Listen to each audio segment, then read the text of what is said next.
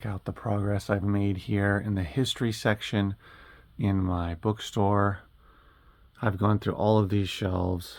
The only ones I haven't gone through are the last shelf there at the bottom, and then half of the second to last one. So I've cleared out all this space, displaying some of the books cover forward because that helps to sell them. And I've created these different sections here: Civil War, World War One, World War Two, where there's always more books, and then Vietnam War. Yeah, so I'm almost done with the history section. Once I finish, then I'm gonna see if I can organize them further into different niches, because there's American history, and then there's other ones that have, history of different, like there's local history here. I've got Santa Monica, Lake Tahoe, Pomona. So, and there's some other one. I just caught another one, which is LA. So yeah, so local history would be another one, and California history, I guess that could fall into there. So state, I don't know. We'll see. So that's exciting. And then the next one I'm going to tackle is going to be, well, there's business and econ. Then there's all kinds of religious books here. So that'll be the next one. And I'll continue down through all the rest of the nonfiction, which is arts and crafts and all types of other stuff, self-empowerment.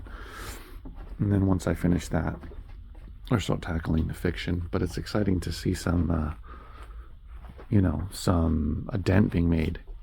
Because over here, I've already gone through all of these. So we have a foreign language now. We have a writing section, books by Black authors and Black their themes, film, Hollywood.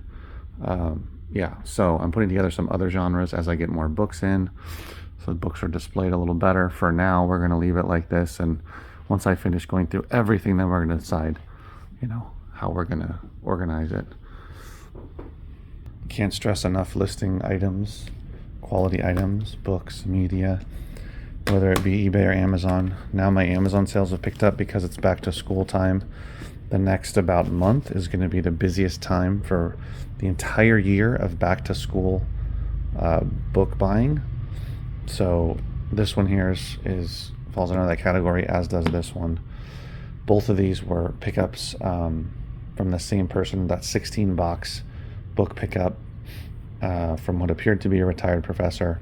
So here's a textbook, and this one's related. Laboratory Life, the Construction of Scientific Facts.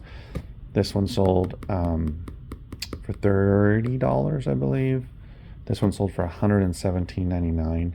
So it was a really nice sale. But I'm always a little skeptical on these because I don't want it to get returned. This one here, boy, what did this sell for? But this was from the big Tolkien haul that I got, donation. I can't remember how much it sold for though. And then this CD sold on Amazon as well. So some nice sales on Amazon, 4 sales, and then I had 3 eBay sales, so 7 overall. I just picked this one up and just listed it yesterday or the day before. This one is a rare signed copy from Nydia Rojas, signed there. And that one's for $29.99. This one is signed as well by Greg, is it Kihn? Signed here, 1997. Came across a bunch of signed CDs in the Gaylords, so I've sold a good amount of those. This one sold for $29.99. This one sold for $29.99. This one sold for $30. So all higher priced sales. So even though there weren't that many cumulatively, it was still some good sales. So 7 overall, and this was the gem of it. Fingers crossed that they keep it. Because that's the thing, if you get into textbooks or college, school-related books, some people can't return them. There's a higher return rate, so just keep that in mind. That you see big dollars, some of them may be returned, but hopefully not. I am picking up some books, going to see what they are.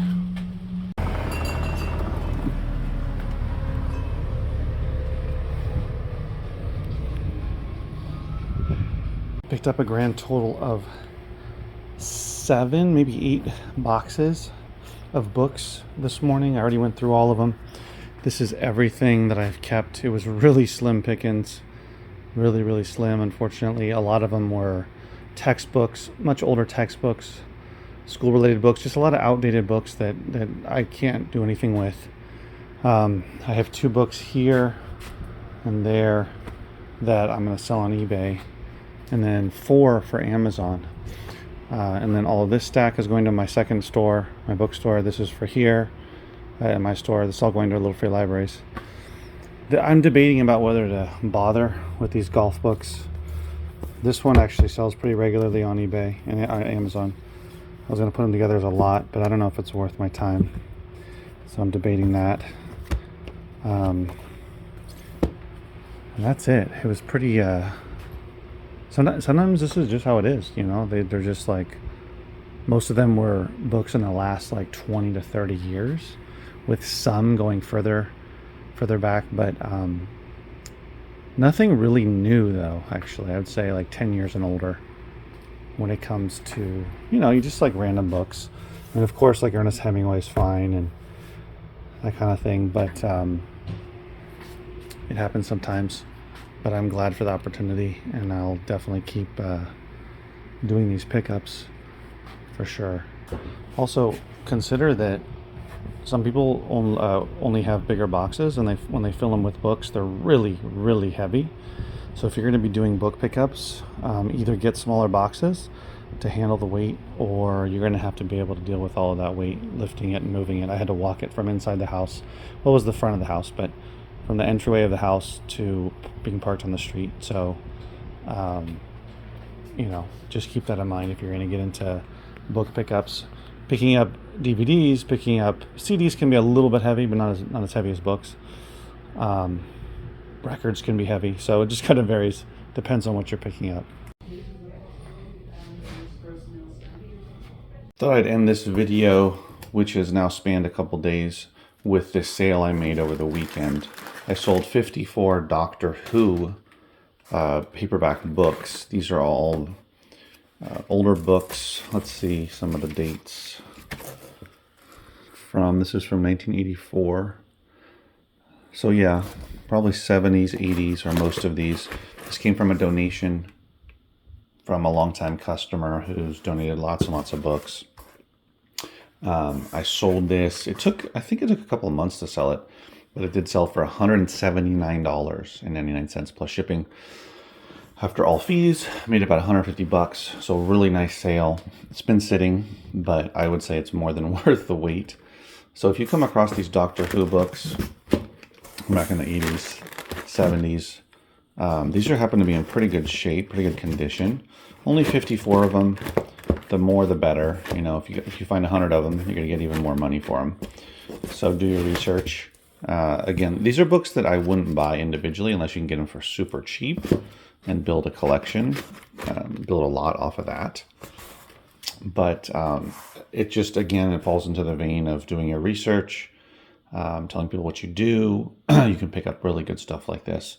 I mean, this was just sitting on someone's house for decades, and now they've decided to get rid of their books, and they're giving them to me because of, you know, because I'm in the public, because they found me years ago, and they know that I'm going to get them into readers' hands and do something good with them. So make sure and talk out there, let people know what you're doing. I also had some other sales and some DVD sales and whatnot.